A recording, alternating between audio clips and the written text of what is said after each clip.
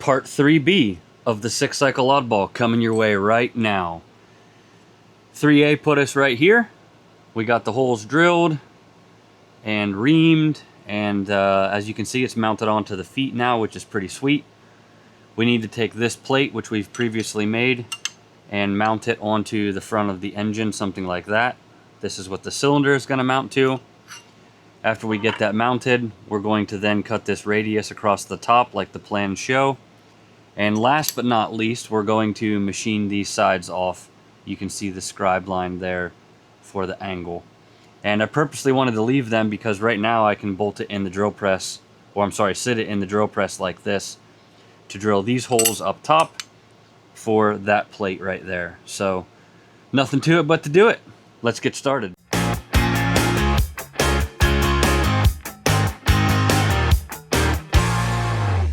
Definitely not the world's best setup here, but let's see if we can get away with it.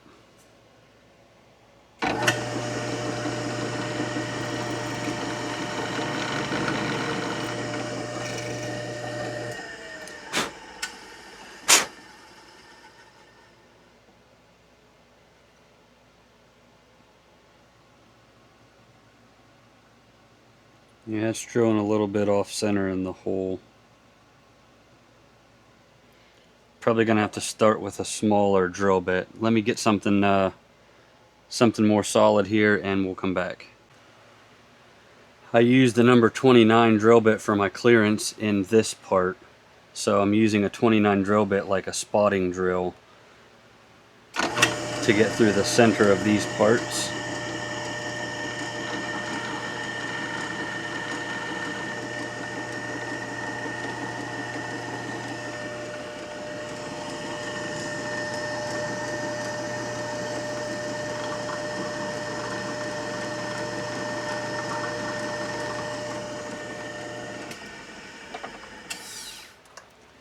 Hopefully that will work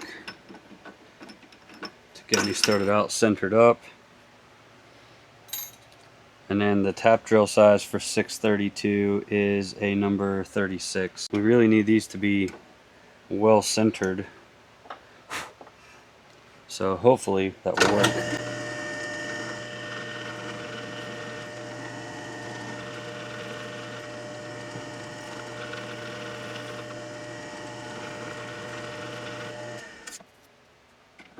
Take a look here and see how we did.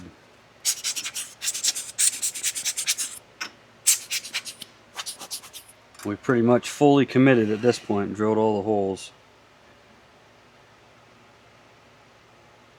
Yeah, that looks like it worked pretty well.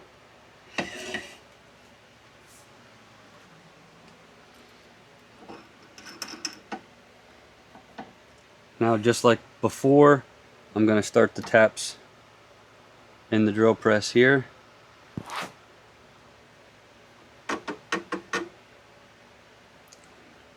Guess I better tighten that a little bit more.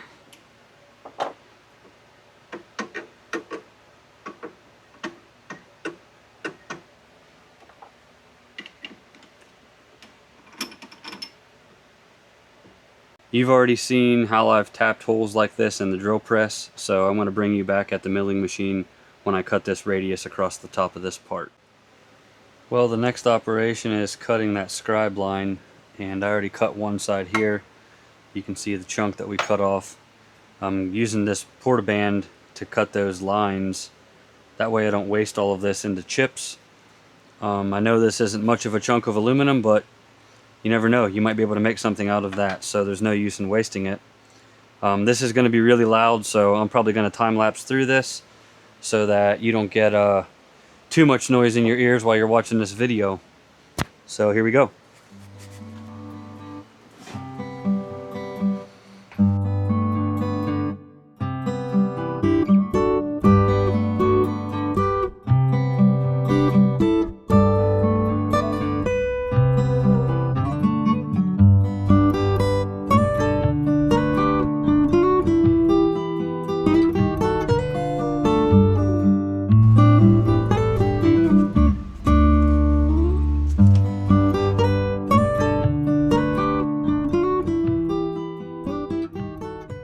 Alright, hopefully you can see that.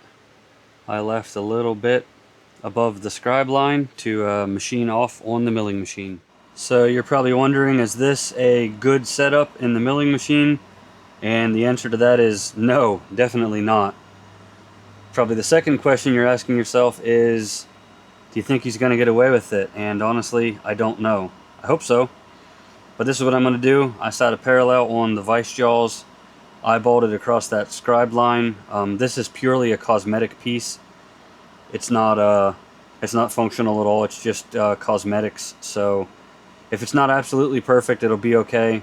Nothing that a bit of filing and sandpaper can't fix. So this is going to take a while. I'm going to take slow, light cuts. That way the tool doesn't try and grab this part and rip it out of here. So this most likely will be a time lapse. Let's see how it goes.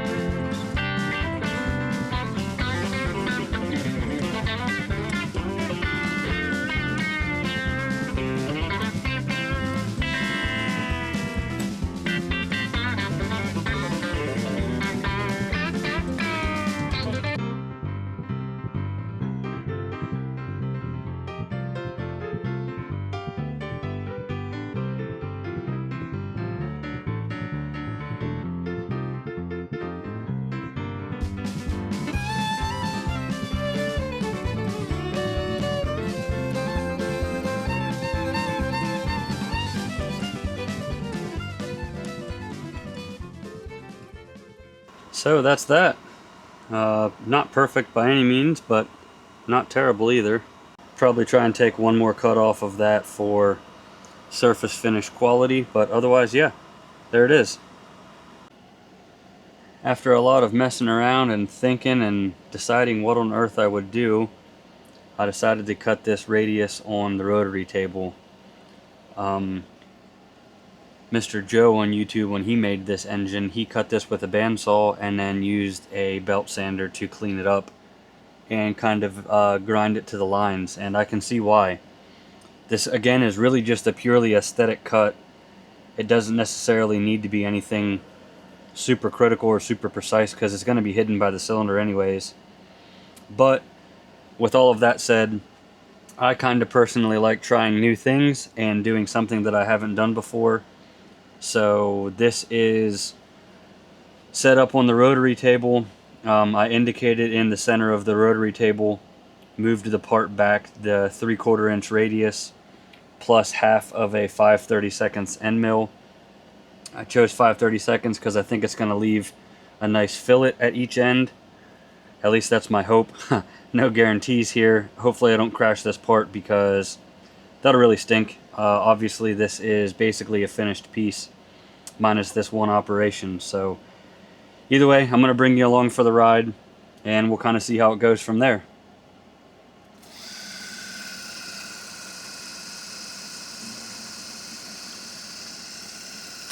Also just wanted to point out this was kind of a test sweep that you can see there right now.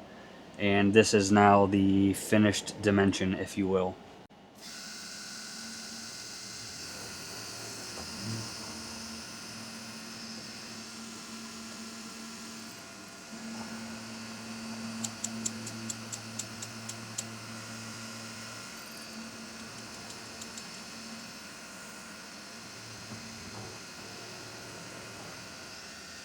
I think I better see if I have a 2-flute end mill for this, because that 4-flute's not liking to dig into the part. Well, the smallest 2-flute I have without going super small is a 3/16, which isn't that much bigger in the grand scheme of things, so I think this will work. and it's 2 flutes, so it will actually like to plunge in. If you didn't know, a 4 flute end mill doesn't like to drill. I don't think they're designed for drilling. Obviously they're an end mill. I know they make like center cutting end mills, but I don't have any of those. So this is a 2 flute, which is center cutting.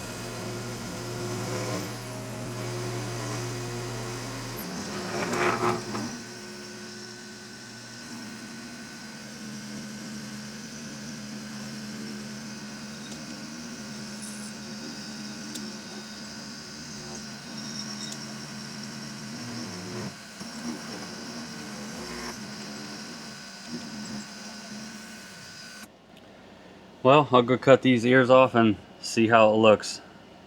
I don't think it's going to look very good. That kind of sucks.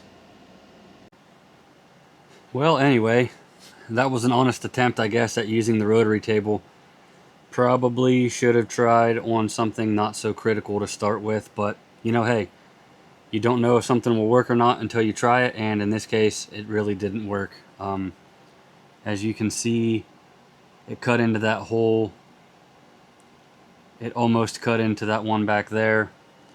But there's the finished piece installed. I think I'll run with it, see how much this goof is exposed whenever we get it all the way together.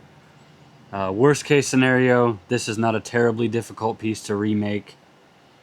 I'd rather not remake it, of course, but at this point, it kind of is what it is. It's a bummer. Like I said, wish that it didn't go that way, but I don't feel as though I need to hide a mistake, and you know, kind of want to show you I make mistakes just like everybody else.